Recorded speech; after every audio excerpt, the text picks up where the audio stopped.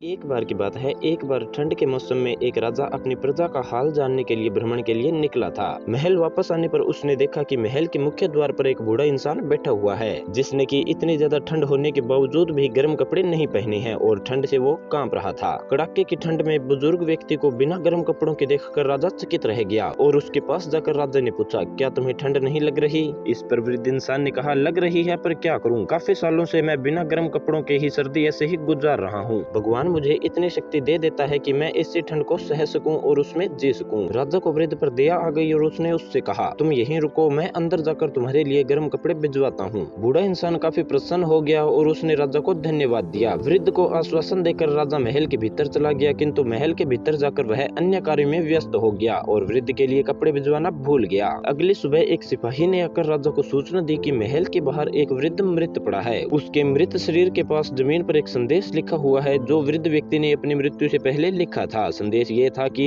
इतने वर्षों से मैं पतले धोती कुर्ता पहने ही कड़ाके की ठंड सहते हुए जी रहा था, किंतु कल रात गर्म वस्त्र देने के तुम्हारे वचन ने मेरी जान ले ली। दोस्तों, ये कहानी हमें सिखाती है कि हमें कभी भी अपनी अपेक्षाओं के लिए दूसरों पर निर्भर नहीं रहना चाहिए, क्योंकि दूसरों पर निर्भरता हमें कमजोर बनाती है।